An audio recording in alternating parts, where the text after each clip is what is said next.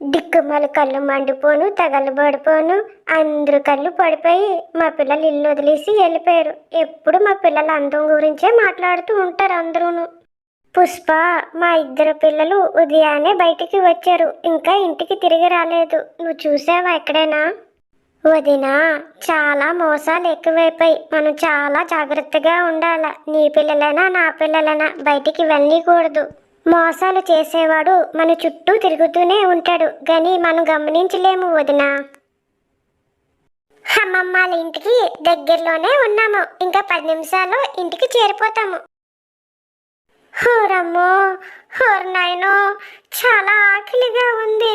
ఎవరు అన్నం పెట్టరు, ఎవరు బయటికి రారు. అందరూ సెల్ చూడటంలో బిజీగా ఉంటారు. బయటికి ఎందుకు వస్తారులే ఎవరైనా. నేను ఎంత తలకాయ కొట్టుకున్నా వేస్టే. నాకు ఫుడ్ మాత్రం దొరకదు, అది నాకు తెలుసు.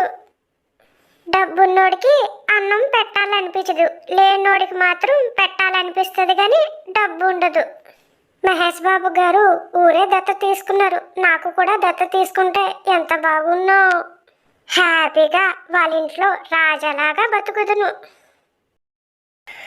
వామ్మో, ఆకలికి బాగా పిచ్చెక్కుతుంది. ఎవరైనా కనిపిస్తే కరిచేస్తానేమో నాకు అనిపిస్తుంది. ఈ టీవీ ఛానల్ వాళ్ళకి కుక్క కరిసిందని తెలుస్తుంది, కానీ కుక్క ఎందుకు కరిసిందో అది మాత్రం తెలీదు. ఆకలి పిచ్చెక్కి కరుస్తామని వాళ్ళకి ఏం తెలుసు?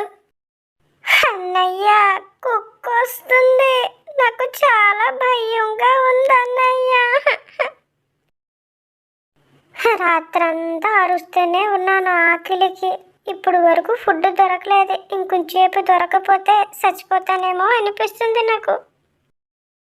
చెల్లి, భయపడమాక. ఈ కుక్క మనకి ఏమీ చెయ్యదులే. చెల్లి, ఈ కుక్కని మన అమ్మమ్మల ఇంటికి పట్టుకొని వెళ్ళిపోదాము. ఏం చక్కగా మనతో పాటు చికెన్ తింటది. భలే భలే మజా వస్తుంది.